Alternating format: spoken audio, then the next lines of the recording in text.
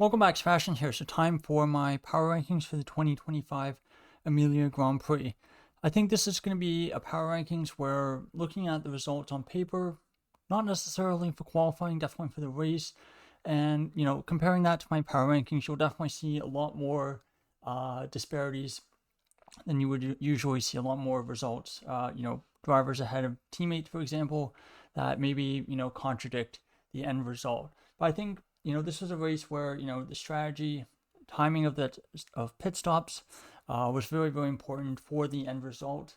I think I mentioned in my review yesterday, but it really felt similar to the 2025 British Grand Prix in that respect, or the 2024 British Grand Prix in that respect, in the sense that basically making your pit stops at the right time, being on the right tire, was a lot more important to the end result than your actual performance.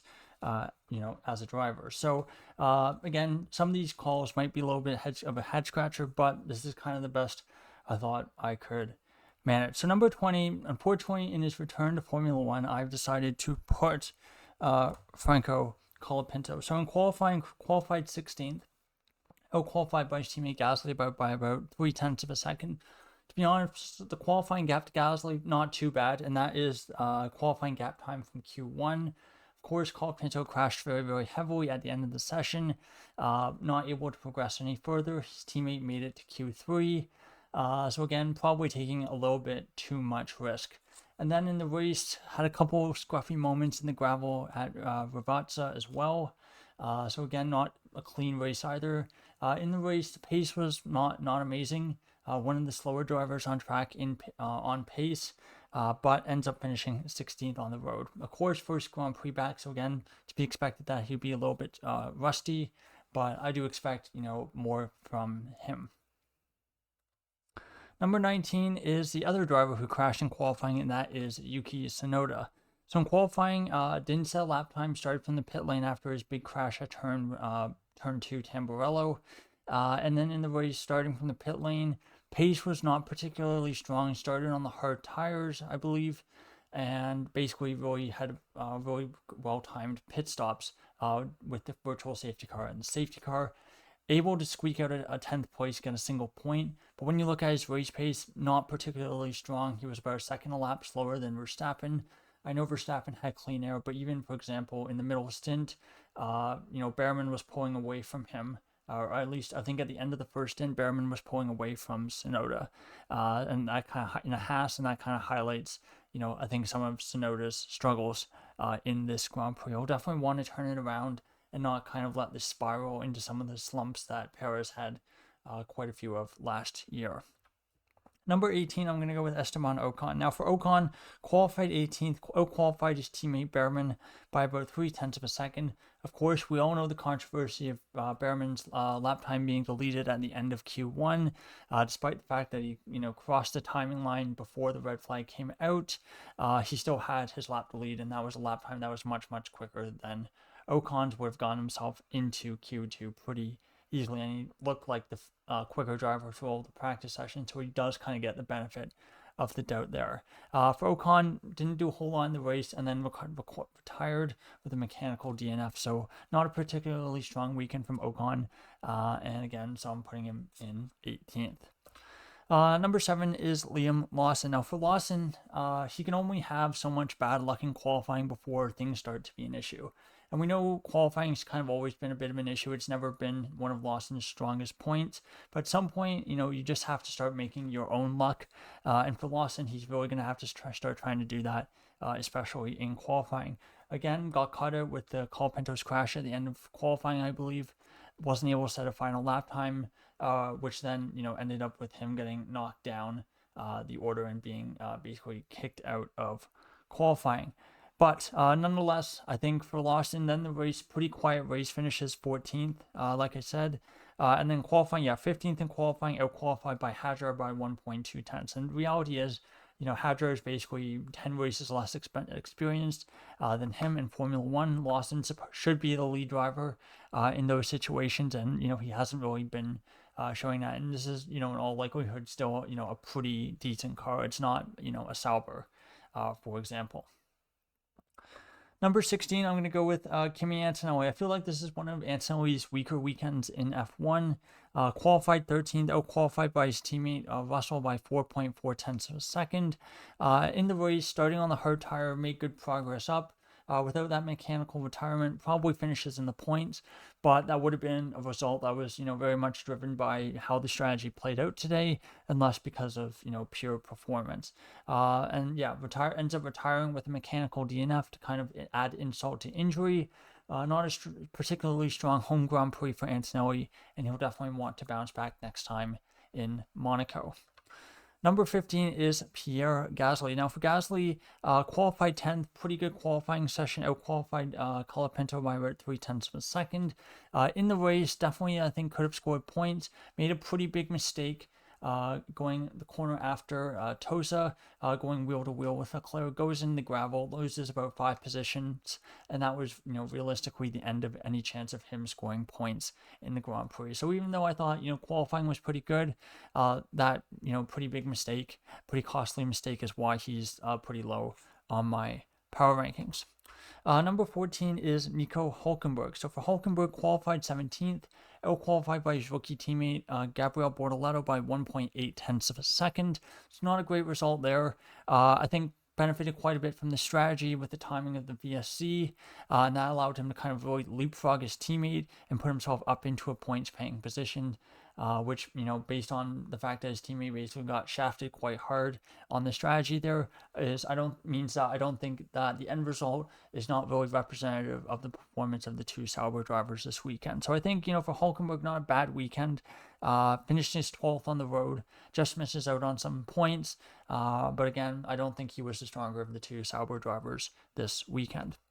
Number 13 is Lance Stroll. So for Stroll, gets himself into Q3 for the first time this season. Unfortunately, he is not out-qualified by his teammate once again. Out-qualified by Alonso by a tenth and a half. So again, the margin's not too bad. And I think we've had 7 races so far. 5 races, the qualifying margins has been, I would say in the acceptable range. 2 races have been pretty bad, but a lot of these races have been like this weekend where, he's behind Alonso, but not by an absolutely massive margin. In the race, unfortunately, bad strategy call once again by Aston. I said that yesterday. They really should have split the strategies, pitted one driver early and then left the other out to see what happens. And at the end of the day, you should still have one driver who gets, the better result at the end. But no, that's not what Aston Martin did. So for Stroll, not a great race from him. I felt race pace not particularly strong, especially in the final stint where Alonso was charging through the field. Stroll basically just got stuck in the midfield and didn't really bother anymore. Number 12 is Oliver Bearman. Now for Bearman, for a driver who qualified 19th, finished the race in 17th, that does seem like a pretty high result.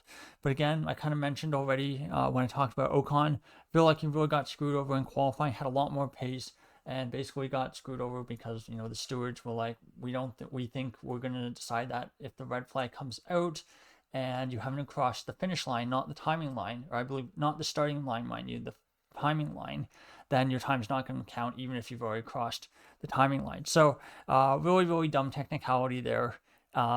Basically causes Bearman to get knocked out in Q1. Really strong pace in the race, was actually faster than Tsunoda in the race, but unfortunately had a loose wheel nut, so basically had to pit, and then pit right the lap immediately after. It seems to be a trend at Haas going on, 6 years now with them and their wheel nuts. But for Bearman, unfortunately, that basically wrecks his race, and he ends up in 17th.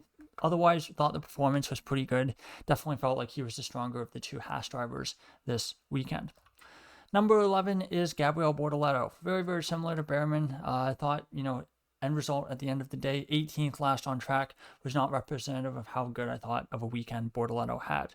So for Bortoleto, qualifies 14th, out-qualified Hülkenberg by 1.8 tenths of a second, and out-qualified, I think, quite a few cars that were, quite quicker than his. In the race, I thought decent pace.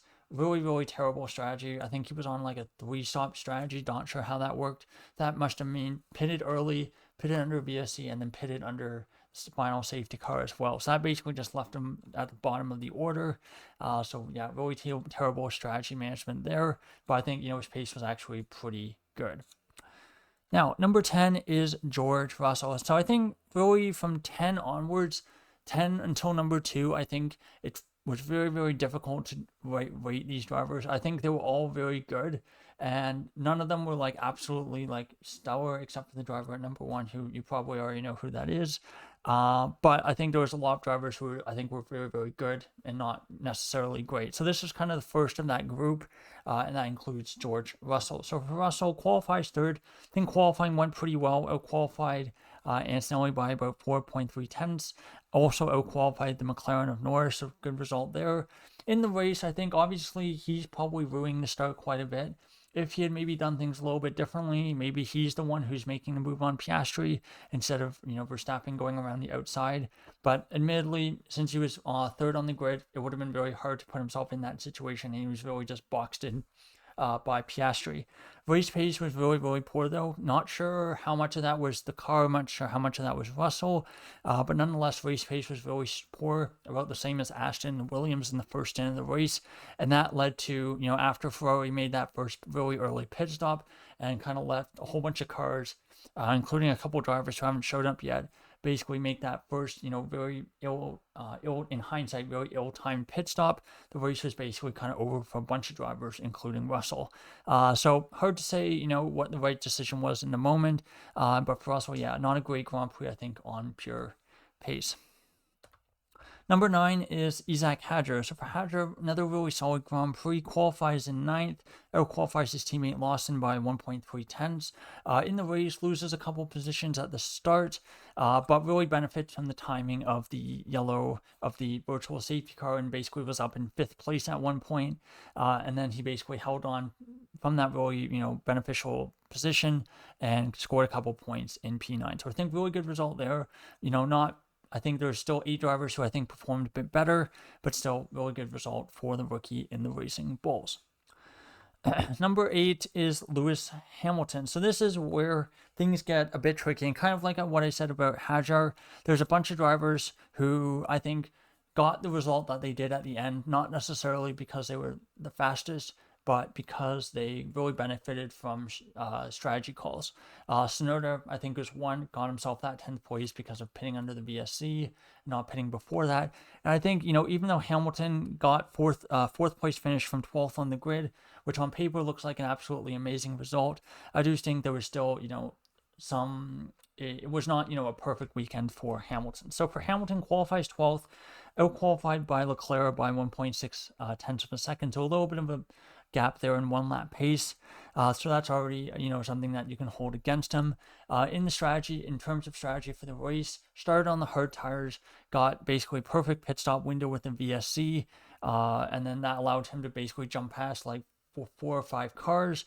Add in the fact that his teammate didn't have any new tires, that made him another sitting duck. And yeah, so really, really beneficial race in terms of, did the best to maximize the points. But I don't think the actual performance was, all that amazing, I would say. Maybe a bit of a controversial opinion, but that's just me. So number 7 is the other Ferrari. Now, the other Ferrari of Leclerc, let's see, where is he? Qualified 11th, so again, pretty diabolical qualifying result by the 2 Ferraris. So I'm not really, I'm not necessarily holding the result against the 2 drivers. I'm just simply saying that especially Hamilton, since he qualified 12th, and on other weekends where he's qualified 12th and recovered, I've had him in the teens, for example. But for Leclerc, I think qualifying probably did close to the best he could. I think Ferrari just had an absolutely terrible qualifying. In the race, I think decent start, looked like he was on for some solid points. Pitted very, very early. Now, whether that was his decision, the team's, hard to say. But when you look at, for example, race pace across the whole race, Leclerc's pace was very, very good. It's just that unfortunately that early pit stop and then the VSC coming out afterwards basically completely killed his strategy. The reason why he's a bit lower and not in the top row is because of that, overtake or the defense of Albon, where I think he went a little bit too aggressive, didn't really give Albon any room at the exit of Tamburello, forced Albon into the gravel, and was basically asked to give the position back. So I do think that's basically the one thing I'm holding against Leclerc, which is why he's 7th and not a little bit higher up on my power rankings. Number 6 is as he referred to himself this weekend, the unluckiest driver in Formula One, and that is Fernando Alonso. So for Alonso, qualifies 5th, out-qualifies Stroll by a 10th and a half. I think for whatever reason, Aston had a really, really good qualifying session. And the fact that, Stroll also got himself up into Q3 shows, the car was performing pretty well. I'm not trying to hold that against Alonso. I think he did, a pretty fair job qualifying that car in 5th. But again, when your teammate Stroll gets himself into Q3, it does show the car is pretty good, all things considered. In the race, I thought did the best he could, had a pretty good start, looked like he was going to be on for some points. Unfortunately, he was forced to pit by the team for temperature reasons, so that basically he could give Stroll a tow in the DRS and basically drag Stroll around the lap. That's something that I'm going to have to dig into a bit later. But unfortunately, VSC timing with quite a few other drivers basically completely killed his race. Final pits under the final safety car, makes a bunch of nice overtakes, not quite able to get past Tsunoda at the end. And unfortunately for Alonso, he remains pointless this season. But I think really, really good drive this past weekend. Now, number 5 is your first of your 2 McLaren drivers, and that is Lando Norris. So for Norris, feels like so many times this year it's really a race of 2 halves. Qualifying, not particularly strong, out-qualified by Piastri by 2.9 tenths of a second. Thought he definitely could have done a little bit better there. In the race, honestly, I think Norris did a really good job. Overtakes Russell. Goes really long on the strategy. A bit unlucky to pit right before the VSC comes out. Otherwise, if, like I mentioned in my review, if Verstappen and Norris's positions were switched, Norris could have easily have gone on to win that Grand Prix. So I think race pace was generally pretty good, and actually it was a little bit faster than Piastri. But of course, Piastri had to fight his way through traffic after he made that first pit stop. So I think for Norris, Grand Prix was very strong. Reason he's here is because he did benefit, a little bit compared to his teammate for strategy, and the qualifying was not, super. Number 4 is Alex Albon, the first of the 2 Williams. And again, this is another one where, he's behind his teammate, but again, I can kind of explain. So unlike Aston Martin, Williams did the smart thing and they split their strategy. One driver pitted early, the other driver went long. Albon was the one who went long, and that was a strategy that worked out in the end. But for Albon, he did get out-qualified by Sainz by a very small margin, 0.04 of a second, so qualified 7th, finishes the Grand Prix in 5th. I thought, really good race for him. Think he could have gotten 4th if he had just a little bit more of a cleaner overtake on Leclerc. I know Leclerc kind of forced him wide, but I do think it was one of those ones where, Leclerc forces, doesn't give him any room, does kind of force him wide. But I do feel like, Albon was not completely alongside. He probably could have backed out of that, and he would still end up stay ahead of Hamilton in that situation. But for Albon, I think still really good race, but I did feel like he was not the faster of the 2 Williams drivers this weekend. Number 3 is Oscar Piastri. So for Piastri, finally loses that 100% pole to win conversion streak. Qualifies on pole. Thought he had a really good qualifying, despite the fact that he had traffic on his final lap in Q3. Still a really good job, I thought, to get on pole position. I think obviously for him, his big mistake was braking a little bit too early at the start, and for that reason, that's why he's not, number 2 or not number 1. I did feel like that was kind of the one big mistake he made. Honestly, don't think the strategy was too, from Piastri's perspective, I don't think it was too bad. I think, obviously when you're on the track that's very difficult to overtake, you want to try to do something aggressive.